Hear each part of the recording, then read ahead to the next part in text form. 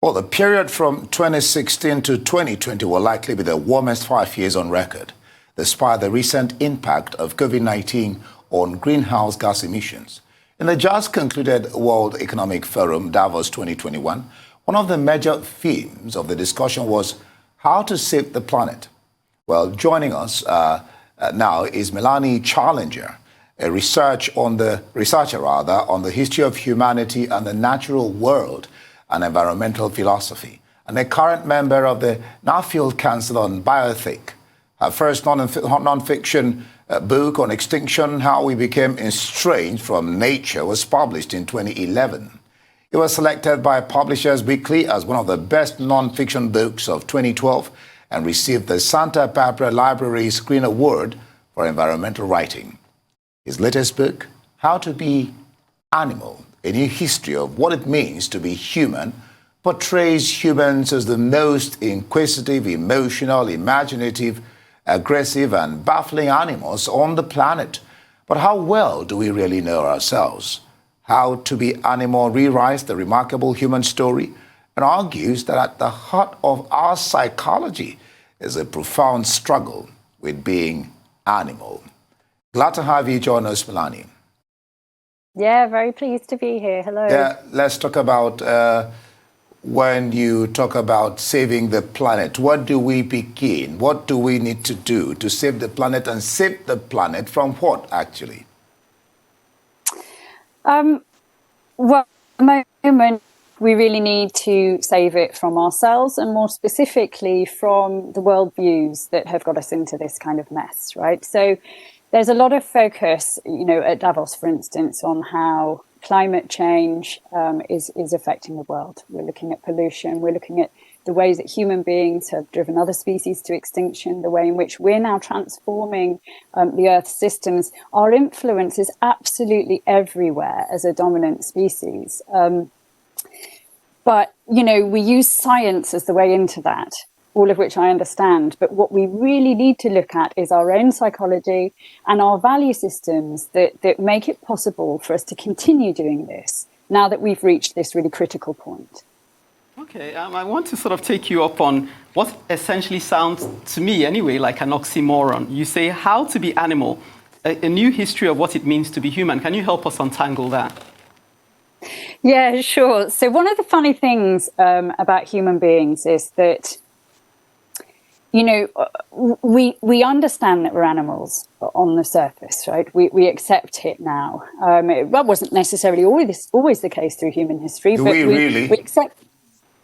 We accept that we're animals, yeah? I don't know about being an animal. I was going to ask you, but continue. Maybe I'll get to ask you the question. Continue anyway. But actually, there's a big part of us that doesn't accept that we're integrated into the environment, that we influence in the environment because we are an animal, that we can get a horrible disease like COVID-19 because we're an animal and then disease can pass from one animal into us. We see ourselves as separate. We have this part of us that doesn't accept that we're animals, that are born into the world and behave and act as animals and will be affected as animals. We will die, we'll get diseases, these sorts of things. And we tell ourselves instead, no, we're separate from that. We can separate ourselves out from that. And that's where the problem arises. All right, well, okay. Let me just follow you up on that.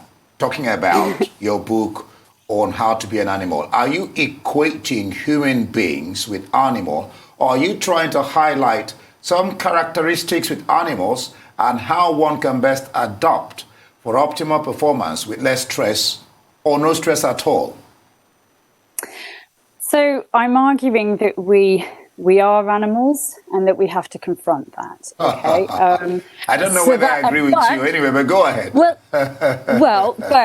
But that doesn't mean we're not exceptional. It doesn't mean we're not unique. We have these emotional and spiritual and moral elements, right, that make us a really unique animal. But for us to see ourselves as a moral animal, for instance, we have to be behaving in ways that we can make sense of as good. And that's really difficult for us when a lot of what we're doing, and these are animal things to use resources and to expand in a territory and to a certain extent to affect landscapes in the way that we do. But we tell ourselves we have the right to do this because we're not animals, because we're sort of superior and separate.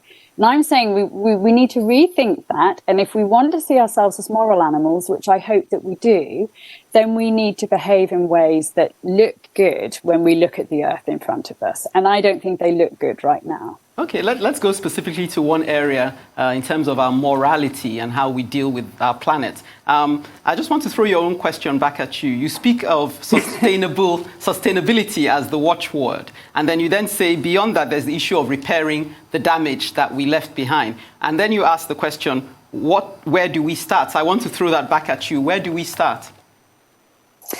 Well, I said at the beginning, didn't I, that when we talk about climate change and pollution and things like that, we're often going through the lens of science. And that's right, in as much as it's scientific data that's enabled us to see our destructiveness and the influence and predict where it might go in the future.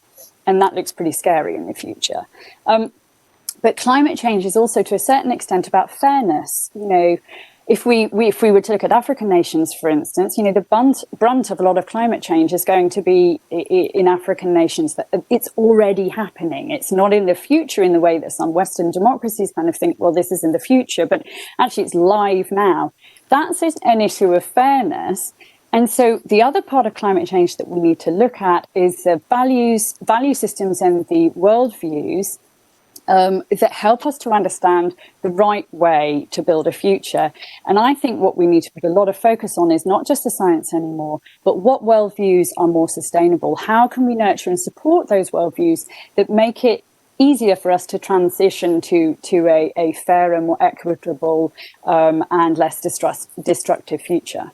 All right, Melanie, you wrote a book on extinction, how we became estranged from nature.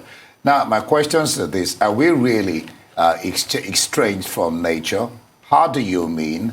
How, if so, has that affected our living either positively or negatively? And can we revert back to nature? And how or where do we begin? Yeah, that's a really good question. So it's being estranged from nature obviously is not the same all around the world. So if you're a indigenous community embedded in the Amazonas, for instance, that estrangement isn't there. So this is more a product really of urban industrialized living, where we come very far away from our food sources. We're very distant from the realities of farmers' lives, for instance. We have no idea how climate might be affecting our food security and so forth. And as a consequence of that, there's a disconnect between our behavior and the effects of the behavior. So that was what I was really focusing on and looking at how that's problematic. Now, the way to sort of repair that broken connection is either through making it really clear to people who are at a distance, these are the consequences of your consumerism, or these are the consequences of the choices that you make. But the other side of this is also to enfranchise people and to give voice to people who are at the front line of working with the rest of nature, who do see the consequences of, for instance, carbon emissions and so forth. So farmers who are enduring drought conditions, for instance, if we made those voices more visible, and if worldviews where there was more of a immediate awareness of how behaviour and has an impact, then that would take us some way forward to repairing some of the damage. Okay, would have liked to ask you more questions, but we're out of time with you. Thank you for given us the time. I don't agree that we're animals. You haven't convinced. We're good animals, hopefully. All right, thank you so much. Thank you.